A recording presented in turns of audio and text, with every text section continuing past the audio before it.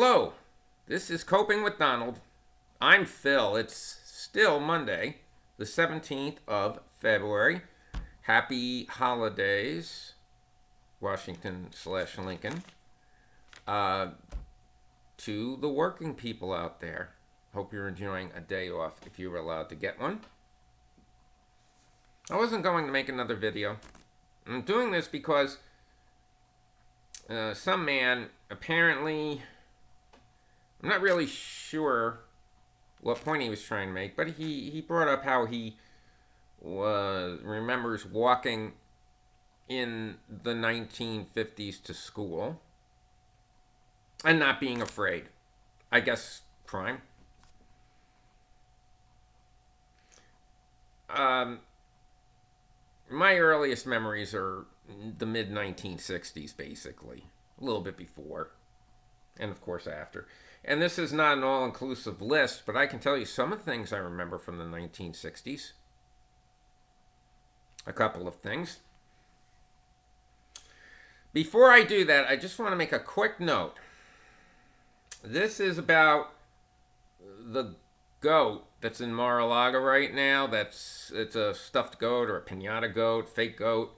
It's covered with $100 bills, but they're not $100 bills. They have Trump's face on it instead of Benjamin Franklin. And they have the words "In Trump We Trust" and stuff like that. Now, yeah, I think it's gross to have some sort of a false idol like that. Not just because it's a goat and you think about the golden calf in the Bible and Edward G. Robinson in the movie. Yeah, it's our golden calf. Yeah. But because I know we're not supposed to worship idols, etc., etc. I get it. But I'll give them a pass this time. As kind of weird as it is. Reason being because that goat's going to be auctioned off in about a week. Excuse me. Oh my God, I'm tired. Wow. Sorry about that. How unprofessional. So that goat's going to be auctioned off in about a week, and proceeds are going to go for a group that tries to stop trafficking of children. Can't complain about that. Apparently, the makers of this goat and other goats and other animals like this have them auctioned off in places and sell them, and they donate funds to all sorts of children's causes. So let's not be too critical of that, even though it's still kind of shows what we're thinking about. I want to talk about some of my memories from the 1960s. Some of these are positive, some of these are negative. I remember my grandpa, my father's father, and he was blind and obviously retired. He was a pharmacist in his working life. And he was very old and very blind. He lived with my grandma in an apartment, and people would look in on them. But I don't think they had caregivers, per se, even though they were very old. She used to walk them to church every day, I think. And I remember one time we went to visit him, and he, being blind, would sit in the corner and just start whistling a tune to himself. He loved to watch, or listen to, Lawrence Welk. That's the kind of man he was, okay? Very, very old school. From what I saw, a very kind man. One thing I remember about him is because it was the mid-1960s, he didn't have to worry. He had a place to live and could be independent with his wife because they had Social Security. A couple of years later, they would have Medicare. And they were allowed to live that way. 50 years earlier than that, they wouldn't have been. Medicare and Social Security are programs introduced, pushed through by Democrats against the wishes of Republicans. I just want to mention that. When you start saying that we don't either need Social Security, we shouldn't have Social Security or Medicare or anything else. And I remember that man and his wife were allowed to live out their years in dignity. I remember gas prices going up to 75 cents a gallon, and everybody was outraged. And it got to the point where you could only buy gas 3 out of every 7 days of the week, basically, or 4. It was based on your license plate. If it ended in an odd number or even number, that's who was allowed to, that date, that would be allowed who would get gas. If you had an even license plate and it was the 12th, you were able to get gas. People with not license plate weren't. And people would have extra license plates in their car so they could... People were even the same then in some ways. The reason that we were told the prices were that high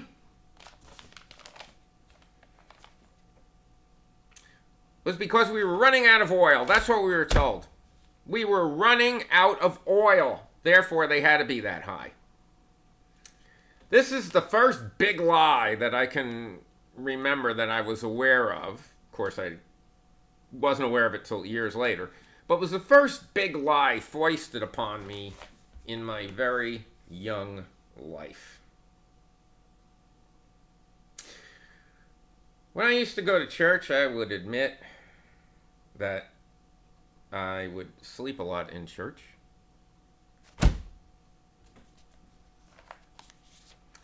But I do remember some teachings about, in my Catholic church, about how to treat the poor with dignity. How to not further marginalize people. That was in the New Commandment, the New Testament. If they talk about the Old Testament, they were supposed to wipe out all the Philistines, I believe it was, and not even men, women, and children. So, yikes, God. But anyway, in the New Testament,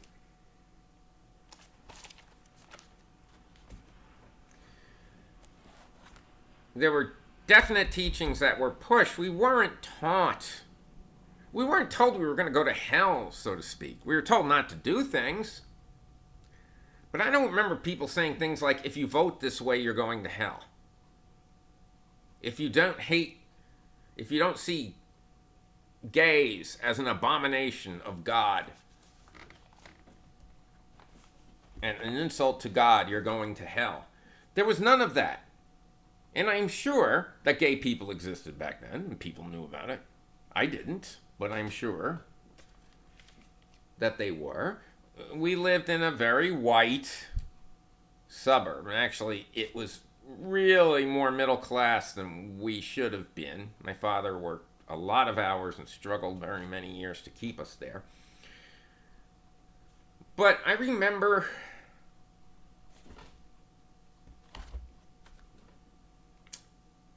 one day, besides people in baseball and football, I had never seen black people, except on TV. And one day, basically a school nearby that was in a black neighborhood came by and brought children of the same age, whether they be 12, 11, 10, whatever it was. And I remember, because I'd never really seen black people, I was like, wow, look at that, black people, I don't remember being angry. I, like everyone else, was brought up with certain prejudices, and I've had to learn to overcome them. Some people do that better than others. But I remember looking at these kids, and I'm actually ashamed of this, but kind of like they were exotic animals in the zoo. Because I had never seen one. Because I lived in a neighborhood that didn't have black people. Because basically back then you could discriminate easily against certain peoples in housing. That's why they had to put in fair housing laws.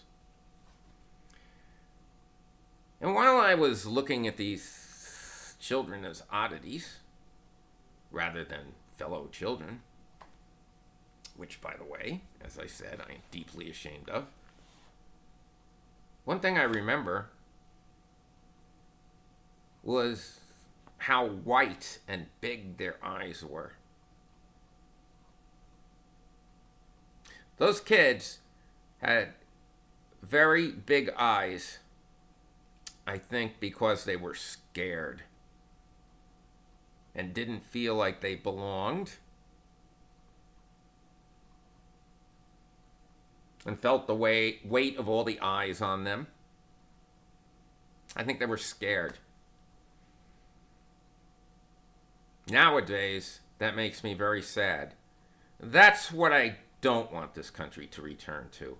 When I think of America being great, I think of myself when I was that age, thinking, seeing terrible conditions, saying in other countries, and thinking, well, we're America. Our government won't let that happen to us. Our companies won't let that happen to us. Our people won't allow that to happen. And as things have decayed over the past, I guess, 40 years now, and that's true, there's a lot of blame to go around.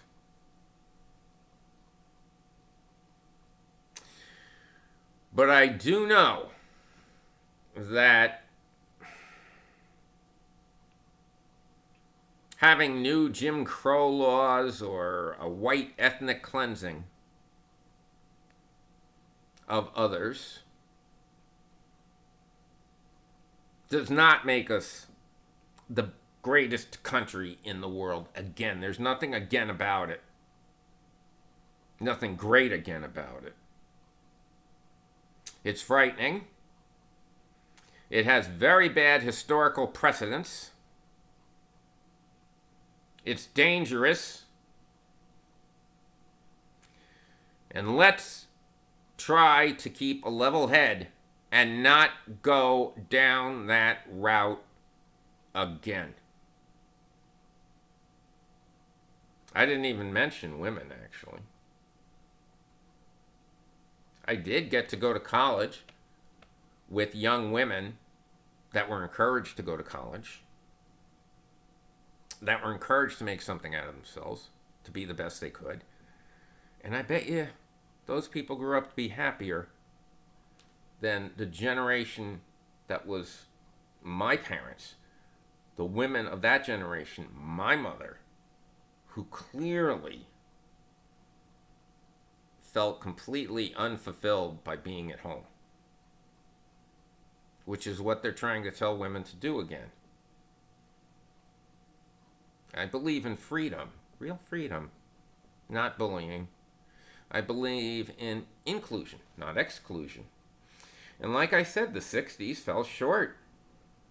Oh my gosh, I remember the riots of 1968 after assassinations. I remember a 5th grade teacher belittling me because I said that Martin Luther King was a jerk. And now I know that she was right to belittle me. I wasn't happy about it at the time, but I was just regurgitating what I had been taught. Martin Luther King wasn't just to raise up the marginalized people. Martin Luther King, well, I guess these are marginalized people, was also into unions, was also into dignity, especially for people who worked, safety at the job, and dignity to live a better life. All right, that's my lecture, because that's what it turned into. But that is what I remember from the 1960s. Feel free to comment below. I'm starting to get some comments now. I didn't get one good comment, but not even from my brother. Thanks, man. But this has been Coping with Donald. I'm Phil. Have a great rest of your holiday.